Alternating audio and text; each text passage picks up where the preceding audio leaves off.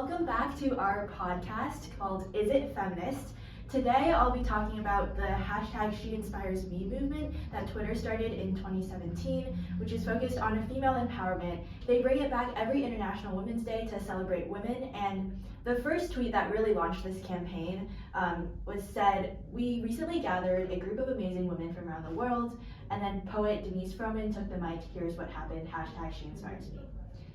So this tweet had a defining video and it got over 1 million views. Here's a clip of it, I'll show. Say hero and cast yourself in the lead role. When a girl pronounces her own name, there is glory. When a woman...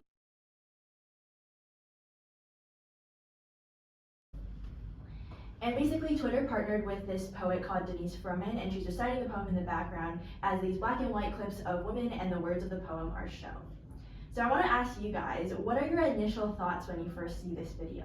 I just think it feels very empowering. I think that the black and white format really simplifies it and makes us pay attention to the woman that is speaking rather than the visual simulation that is constantly bombarding us. And I think that's a very smart choice on behalf of the directors. I like how it emphasizes certain words of the poem because it can be hard to kind of figure out where you're supposed to pay attention to. So by pointing out that word specifically, you know what the audience will remember when they leave the video. Mm-hmm. That's an interesting point, yeah.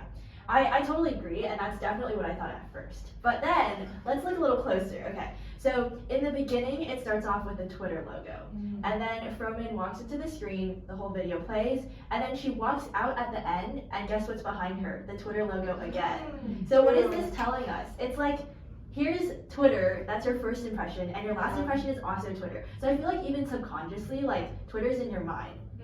Plus, they submitted it to the Shorty Awards that year. What are the Shorty Awards? It's like an awards program for social media content. So they submitted this to the social justice category. They were finalists in the news and media group. And they said, quote, the video delivered 1.2 million views organically on Twitter, Instagram, and Facebook, with 840,000 video views coming from Twitter alone. So they're basically broadcasting to the world how successful this video is, which is just sort of, to me at least, like Twitter bringing attention to themselves, basically.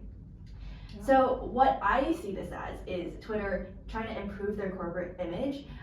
It's kind of relating to this concept called femvertising, which is a term coined by She Media in 2014. It describes companies creating advertisements that seem to promote gender equality, but really it's just to improve the image of the company and get people to want to buy their products. I'm curious, does this idea of femvertising like make you think of any other advertising campaigns you've ever seen?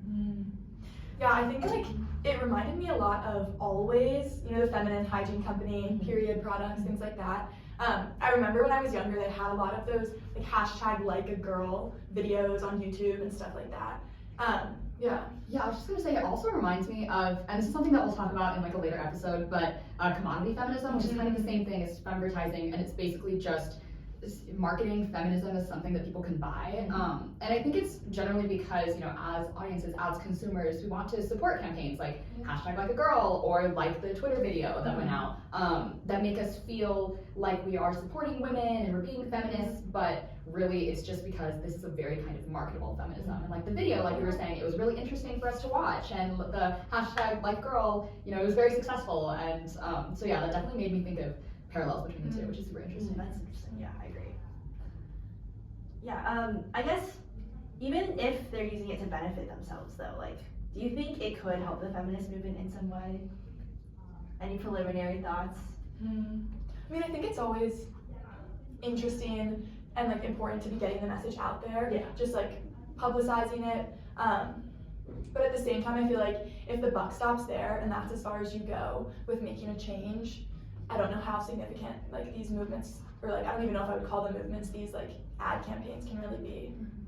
It also makes me think kind of like, I think I just saw a recent article that there are now more women CEOs than men named John in like I saw Fortune that too, 500 companies, which is like, why is that making headlines? So it kind of makes me think, if this commodification of feminism is something that is bringing a lot of success and revenue to these companies, can it be feminist if they're not even supporting women in executive offices? That's true. Yeah, there's actually something, there was this study by Yvette Sternbeck, and she was like, there's a lot of companies using femvertising, but actually when we look at the companies closer, they weren't putting in these efforts to help women at all. And so that's really interesting. Like clearly there is this trend of companies pretending like they support women, but in actuality, they don't really. I want to go back to kind of the hashtag idea again. Yeah. So clearly, like hashtag She For Me on Twitter is meant to create this online discussion space. And there's this concept called virtual cosmopolitanism that's pretty interesting. It was coined by Professor Miriam Sober-Denton, and she defines it as essentially like saying that hashtag activism creates this online community where people can join and have really diverse discussions and kind of overcome physical barriers, which makes activism super effective on these online spaces. And this tends to be really successful with feminism. A really good example is hashtag Me Too, right? So I'm curious, like, what do you guys think is the effectiveness of hashtag She Inspires Me from this perspective of as a hashtag online space and like promoting feminism? I think that a difference between She Inspires Me and what the phenomenon you described is that She Inspires Me is like very much controlled by a corporation, and it's not exactly made, you know, to facilitate a diverse discussion because it is limited within the boundaries of what the company defines it to be. So it's really hard to truly transcend that and open a productive conversation that will help feminism to progress as a movement. Yeah, I think that's interesting. I feel like a key difference between this and like Me Too is that Me Too kind of organically evolved, right? But this is literally Twitter trying to create their own movement. And a really clear example of this is in 2021, they partnered with social media influencers in Southeast Asia, and they said there was this challenge where they like encouraged people to create their own video talking about who inspired them, and then tagged 3 other people to join the campaign and post it under this hashtag. So it's like they're artificially creating engagement and making sure that this space is just all about like positive feminism. Yeah, I think it definitely feels performative when you realize that it like starts and kind of ends and through the middle is moderated by a corporation, that it doesn't have like the best track record with feminism itself. You know, as Emma was saying, like a lot of these CEOs, the CEO of Twitter is a man, and like the decisions that they make within the company themselves seem to be like just for bettering themselves. It's like performative. It's not really about actually like pushing forward the feminist movement. So it doesn't, to me, feel like Twitter actually cares about feminism as much as they claim to. And the platform itself like isn't a perfect space for women in the first place, you know? I've definitely heard of issues with misogyny and hate speech on Twitter, and I think especially we've seen more of it like reported on in the news with Elon Musk and things like that. That's a good point, yeah, like to prove what you're saying, Amnesty International actually conducted a study on this.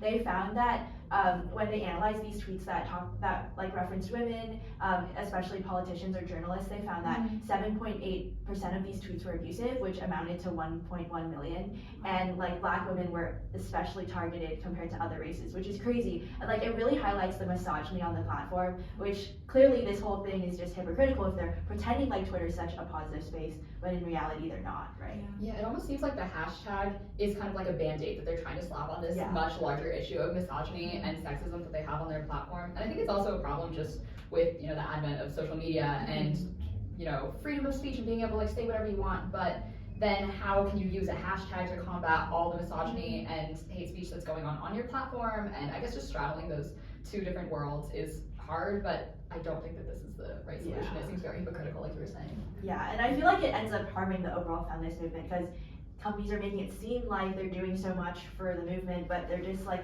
perpetuating the same problems deep down, you know? Yeah. I know you use Twitter as your case study, but I think that as we read the news and we're exposed to even more stories breaking out every day, it's kind of a larger problem than just a singular social media platform. So I was wondering whether it would also be exploring like a more widespread lens where they happens in other places. Yeah, I think it's happened, like I referenced Yvette Sternberg, so she's looked at a lot of different companies and seen the same trend there. I think also with other social justice issues like LGBTQ or climate change, a lot of companies will like create campaigns supporting these issues, when in reality we kind of see the same phenomenon happening. Yeah, so I guess after all this discussion, I want to ask you guys, like, do you think this hashtag She Inspires Me is feminist or is it not?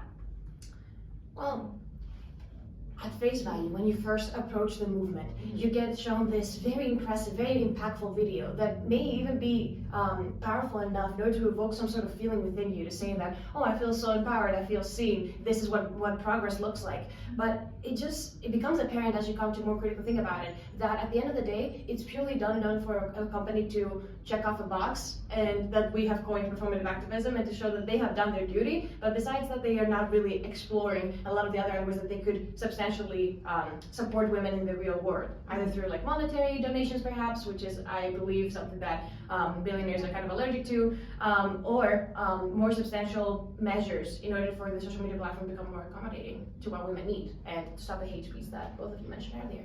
Yeah, I think this is definitely like a prime example of commodity feminism, and it's like, is feminism something that you can and should sell? And I don't think that's the case, and so I think that it's hard for this. It's definitely like a lot of performative and hypocritical feminism, which isn't true. I guess it's hard to define true feminism, but it definitely seems like there's a lot of harm that's being done. Yeah, I especially agree when we think about Twitter as like a space as a whole, you know, past this movement, this hashtag, what are they actually doing? And when we hear about statistics like that about hate speech, especially for women and Black women on the app, it's hard to think that like one hashtag from them is really a feminist movement.